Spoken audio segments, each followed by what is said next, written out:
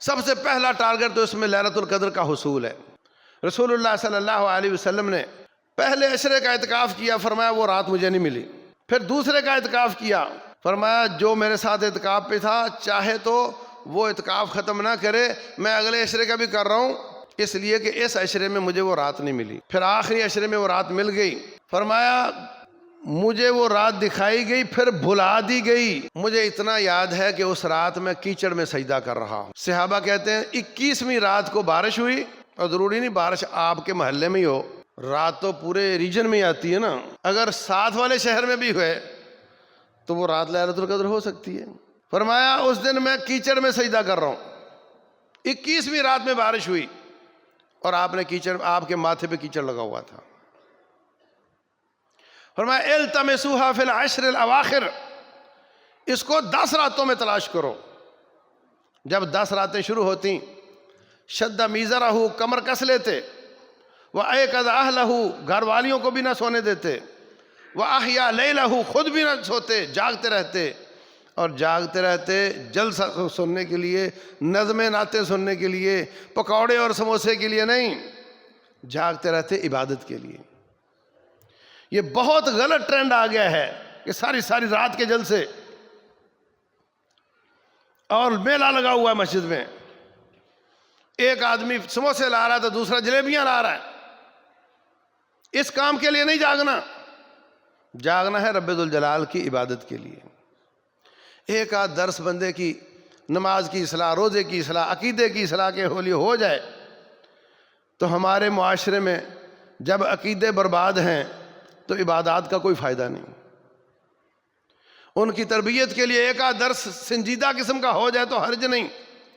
کچھ لوگ بالکل منع کر دیتے ہیں، اور مثال سلف صالحین کی دیتے ہیں۔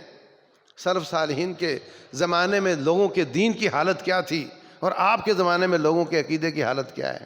میں کہتا ہوں اگر اس کو اعتکاف کا اجر نہ بھی ملے بالفرض، وہ جائے اور اس کے عقیدے کی اصلاح ہو جائے، اس کے عمل کی اصلاح ہو جائے، تو یہ فائدہ اس کا زیادہ ہے۔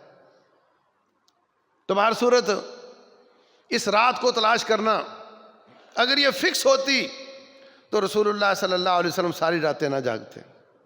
آپ کے عمل سے طاق اور غیر طاق میں فرق کرنا ثابت نہیں ہے۔ آپ نے فرمایا طاق میں تلاش کرو، یہ بات درست ہے۔ جس کی ہمت پوری ہو وہ 10 کی 10 راتیں جاگے، وہ 100% کہہ سکتا ہے جی میں نے وہ رات کو پا لیا ہے۔ اور جو کم ہمت ہو وہ 5 راتیں طاق راتیں جاگ لے، لیکن آپ نے اپنے عمل سے 10 کی 10 میں عبادت کی ہے۔ میرا خیال ہے کہ وہ علم ہونے کے باوجود 10 کی 10 جاگ رہے ہیں، ان کو بتا دی گئی تھی رات، اور ان کا علم ہم سے کہیں زیادہ ہے، اور ہمیں بالکل علم نہیں، اور ہم 1-2 راتوں پہ اختصار کر رہے ہوتے ہیں۔ ہمیں ساری کی ساری راتیں جاگنا چاہیے عبادت کے ساتھ۔ اور رات شروع ہوتی ہے مغرب کی اذان سے۔ ہم مغرب کے بعد گھر جاتے ہیں، جا کر ٹی وی دیکھتے ہیں، اور کوئی لیٹ جاتا ہے، کوئی سو جاتا ہے، کہتا ہے جی آج رات بڑی قیمتی ہے، میں تھوڑا سا سو لوں۔ پھر رات میں تو سو رہا ہے، اور کون سی قیمتی رات ہے؟ روٹین میں لوگ 12 بجے تک جاگ رہے ہیں، اگر وہ 12 بجے تک کو عبادت کے ساتھ جاگیں تو کم از کم آدھی رات کا اجر تو مل ہی جائے گا۔ اگر وہ 83 سال سے افضل ہے تو یہ کم از کم کتنا ہو گیا؟ 41-42 سال۔ لیکن افسوس یہ ہے کہ جتنا ہم جاگتے ہیں وہ بھی عبادت کے ساتھ نہیں جاگتے۔ روٹین بنا لو کہ اگلی 10 راتوں میں ہم نے مغرب کے بعد گھر نہیں جانا، جو کھا لیا سو کھا لیا، مسجد میں بیٹھو۔ جو لوگ ساری رات نہیں جاگ سکتے، مزدور طبقہ، جتنا زیادہ سے زیادہ انلارج کرے اس وقت کو، مغرب سے لے کر 11-12 بجے تک۔ جب نیند زیادہ ہے گھر جائے، اگر کوئی تھوڑا بہت چیز کھانی ہے کھا لے۔ تو جو وقت ہم روٹین میں جاگ رہے ہیں اس کو آپ یوٹیلائز کرو اللہ کی عبادت میں۔